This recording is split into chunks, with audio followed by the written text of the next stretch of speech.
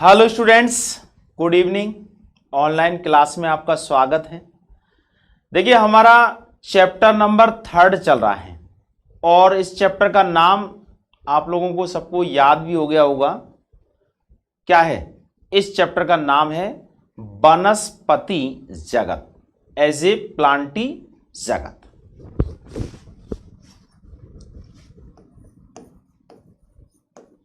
Chapter 3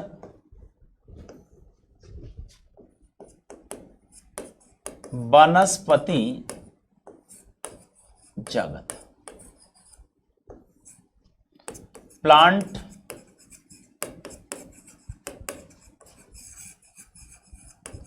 kingdom. देखिए, इसमें हम पादपों के विभिन्न प्रकारों के बारे में पढ़ रहे हैं, क्योंकि इस पादप जगत के अंदर छोटे पादपों को भी शामिल किया गया है और जटिल एवं पूर्ण विकसित पादप जो होते हैं उनको भी शामिल किया गया है।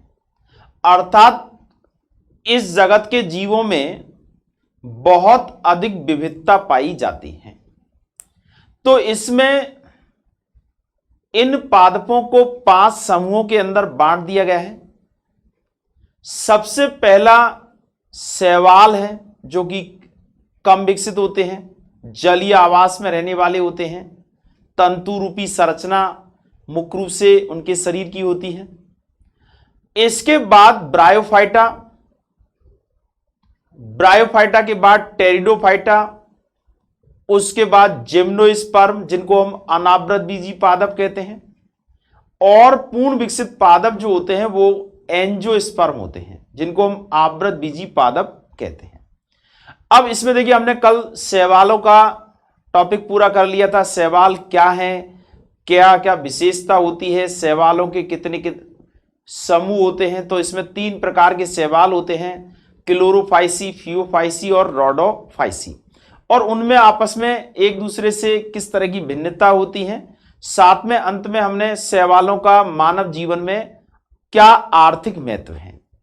आज हम इस पादप जगत का दूसरा समूह, जिसे हम ब्रायोफाइटा कहते हैं, इसके बारे में हम पढ़ेंगे। ब्रायोफाइटा,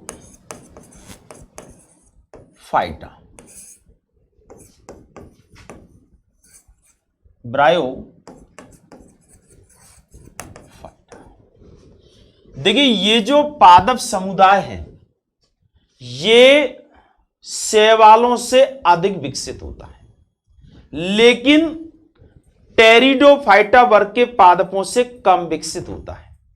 तो यहां देखिए, इसमें कुछ समानताएं शैवालों से होती हैं और कुछ समानताएं इसमें टेरिडोफाइटा वर्ग के पादपों से होती हैं। इस समूह के जो पादप है, यानी इस डिवीजन कह सकते हैं, इस प्रभाग के जो पादप होते हैं, ये नम छायादार स्थानों पर मुख्य रूप से पाए जाते हैं। यानी इनका जो आवास होता है वो है जलीय क्षेत्र के, यानी जलीय आवास के पास, नम भूमि व चट्टानों पर ये पाए जाते हैं। यानी ये जो पादप होते हैं ये जलीय आवास के, यानी जहां पानी उपस्थित होता है उसके आसपास का जो क्षेत्र होता है, जहां गीली भूमि होती है और जहां पानी से भीगी हुई चट्टानें होती हैं, उन स्थानों पर ये मुख्य रूप से पाए जाते हैं। ठीक है, अर्थात कह सकते हैं कि छायादार स्थानों पर पाए जाते हैं। तो जलीय आवास के पास या आसपास, जिसको कह सकते हैं आसपास, नम भूमि एवं छायादार स्थानों व चट्टानों पर ये पाए जाते हैं। ये सरल संरचना रखने वाले पादप होते हैं और इस जगत के जो पादप होते हैं, इन पादपों को कह सकते हैं प्रथम स्थलीय पादप होते हैं। ये प्रथम स्थलीय पादप होते हैं। यानी इससे पहले वाले जो पादप होते हैं शैवाल, वो तो जलीय में, जल में रहने वाले होते हैं। तो ये प्रथम स्थलीय पादप होते हैं, तो इनको कह सकते हैं पादप जगत के उभयचर कहलाते हैं।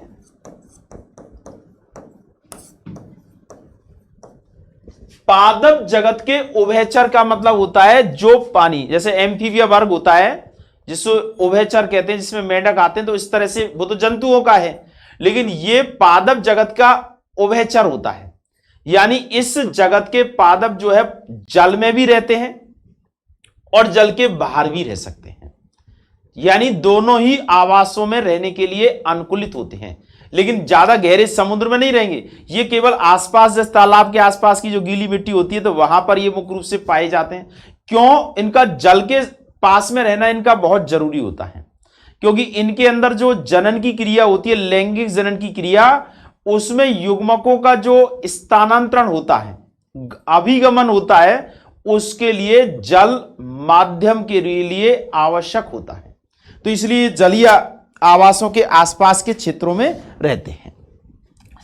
तो ये विशेषता देखिए, इनका ये जो पादप होते हैं, इनका शरीर जो है वो युग्मकोद्भिद अवस्था में होता है, अर्थात इनके शरीर की कोशिकाएं जो होती हैं वो अगुणित अवस्था में होती हैं। इनका मुख्य पादप शरीर युग्मकोद्भिद, युग्मकोद्भिद का मतलब अगुणित अवस्था में होता है। यानी इनकी मुख्य शरीर जो है वो कैसा है? गैमेटोफाइट से है, जिसमें गुणसूत्रों की संख्या क्या होती है? अगुणित होती है। देखिए, इन चीजों को आप नोट कर लें कि ये ब्रायोफाइटा वर्ग के जो पादप होते हैं, ये जलीय आवास के आसपास की जो नम भूमि एवं छायादार स्थानों पर एवं चट्टानों पर ये मुख्य रूप से पाए जाते हैं। दूसरा, ये प्रथम स्थलीय पादप होते हैं और इन्हें पादप जगत के उभयचर कहते हैं, क्योंकि ये जल और स्थल दोनों पर रहने के लिए अनुकूलित होते हैं। साथ में इनका मुख्य पादप शरीर जो होता है वो युग्मकोद्भिद अवस्था में यानी अगुणित अवस्था में होता है।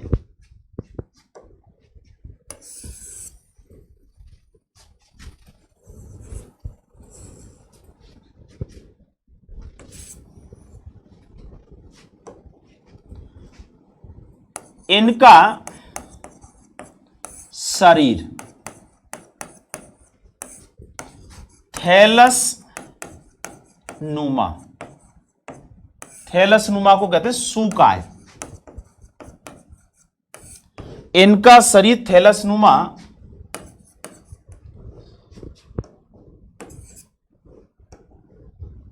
संरचना के रूप में होता है।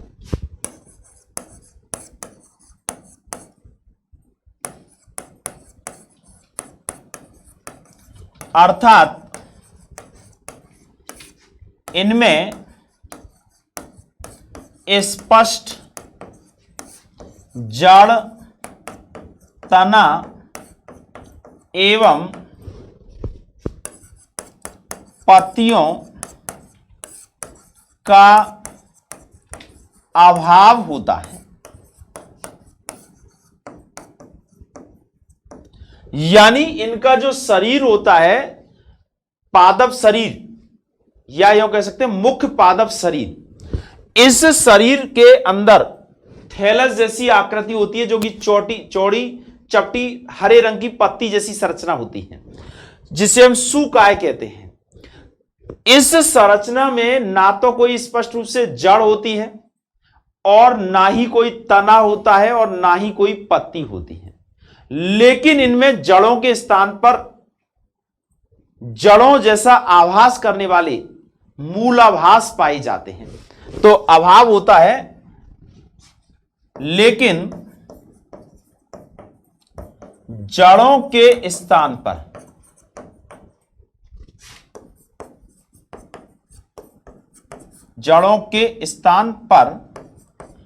एक कोशिकीय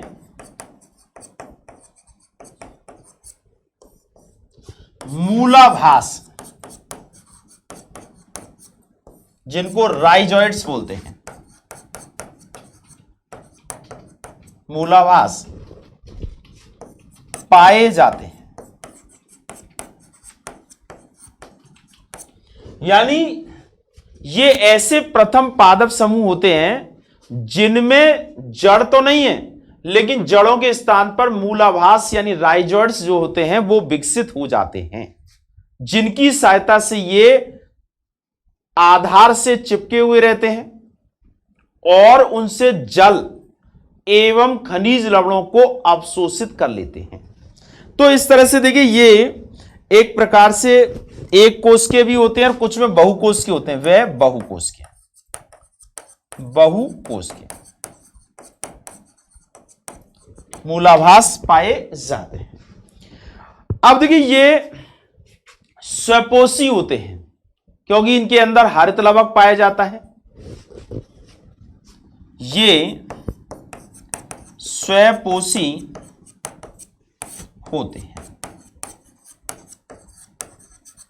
क्योंकि इनमें क्लोरोप्लास्ट यानी हरित लवक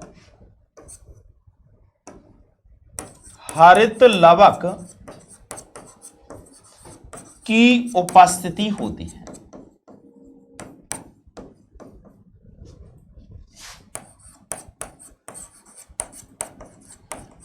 अब हरित लवक की उपस्थिति है, इसके कारण ये प्रकाश संश्लेषण की क्रिया कर लेते हैं और अपना भोजन स्वयं तैयार करने में सक्षम होते हैं। तो ये देखिए, इनकी ये सामान्य विशेषता है, ये कह सकते हैं इसकी कायिक विशेषता है। एक बार पुनः सुने कि ये जो पादप होते हैं वो नम छायादार मृदा, चट्टानों ऐसे स्थानों पर पाए जाते हैं जहां जल की उपस्थिति होती है। इनका शरीर जो है थैलस रूपी संरचना के रूप में होता है, जिसमें स्पष्ट जड़ तना पत्ती का अभाव होता है, लेकिन जड़ों के स्थान पर राइजॉइड्स या मूलाभास पाए जाते हैं, जो कि एक कोश के या बहुकोश के होते हैं। इसके अलावा इनका जो पादप शरीर है, उस पादप शरीर में प्रत्येक कोश का युग्मकोद्भिद अवस्था में होती है, यानी अगुणित अवस्था में होती है, और इनके अंदर संवहन ऊतक नहीं पाए जाते हैं। यानी इनमें संवहन ऊतकों का अभाव होता है। यानी ये इस तरह के पादप होते हैं जिनमें जाइलम और फ्लैम, जाइलम जल का संवहन करने वाला ऊतक होता है और फ्लैम जो होता है वो भोज्य पदार्थों का संवहन करने वाला ऊतक होता है। तो इस वर्ग के जो पादप होते हैं उनमें ना तो जाइलम उपस्थित होता है, ना ही फ्लोएम उपस्थित होता है, यानी ये बिना संवहन ऊतक वाले पादप समूह होते हैं। ठीक है, तो इनमें हरित लवक की उपस्थिति होने के कारण ये क्या होते हैं, स्वपोषी होते हैं। अब इनकी संरचना में देखिए भिन्नता होती है, तो एक तो होते हैं मॉस और एक होते हैं लीवरवर्ट। दो प्रकार के होते हैं ये मॉस और लीवरवर्ट। एक बार इनके चित्र को आप देख लें कि किस तरह की संरचना होती है। एक बार ये नोट कर लें कि इनका शरीर थैलसनुमा संरचना के रूप में होता है, अर्थात इनमें स्पष्ट रूप से जड़ तना एवं पत्तियों का अभाव होता है। इनमें जड़ों के स्थान पर एक कोशिकीय या बहुकोशिकीय मूलाभास या राइजोइड्स पाए जाते हैं। ये स्वपोषी होते हैं क्योंकि इनमें हरित लवक की उपस्थिति होती है और इनमें समय ऊतकों का अभाव होता है।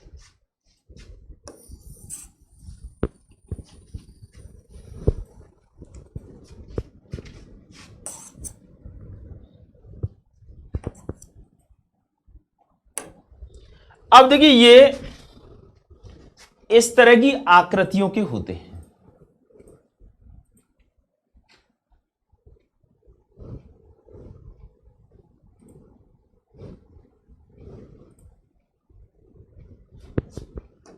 देखिए ये राइजोइड्स हैं, राइजोइड्स यानी मूलाभास हैं।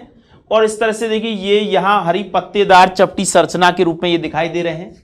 ये भी इसी प्रकार की संरचना है। देखिए ये यहां एंटी यानी ये नर भाग है, ये मादा है। ये दो अलग अलग संरचना दिख रही है, इसे आगे हम बताएंगे।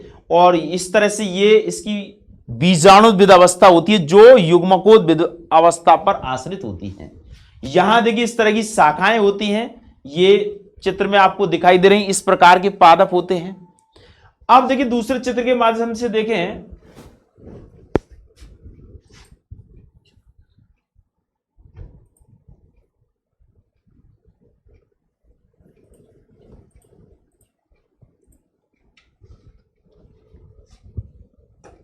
देखिए इस तरह के थैलस हैं दिखाई दे रहे हैं और ये पत्तियां हैं इस तरह की, पूर्ण रूप से विकसित नहीं है। और ये ऐसी संरचना देखिए चपटी, male thallus and female thallus, इस तरह के थैलस रूपी संरचना इनकी मुख्य रूप से होती है। हरे रंग की चपटी संरचना के रूप में ये पाए जाने वाले पादप होते हैं। अब देखिए यहां हमने अभी केवल कायिक लक्षणों की बात की है कि इनके शरीर के अंदर किस प्रकार की विशेषता होती है। अब आता है इनके अंदर देखिए जनन। ये जो ब्रायोफाइटा वर्ग के जो पादप होते हैं इनमें जनन जो है उसके लिए लैंगिक जनन के लिए बहुकोशिकीय संरचनाएं होती हैं। इनमें लैंगिक जनन के लिए बहुकोशिकीय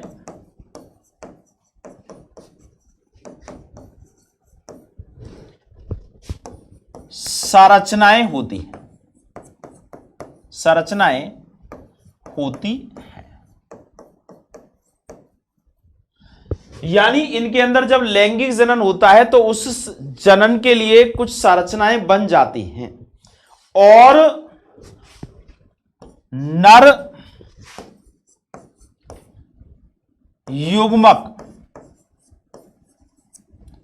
युग्मक का निर्माण करने के लिए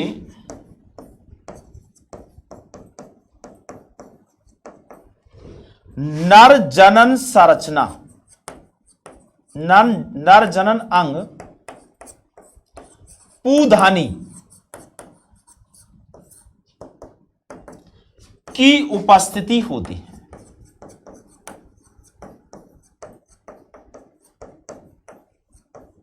यानी इसमें नर संरचना जो है उसको हम पूधानी कहते हैं, एंथ्रीडियम कहा जाता है। जबकि मादा युग्मक के निर्माण के लिए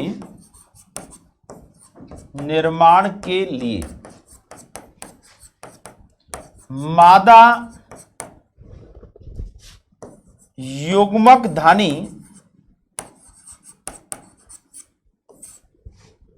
होती है जिसे स्त्री धानी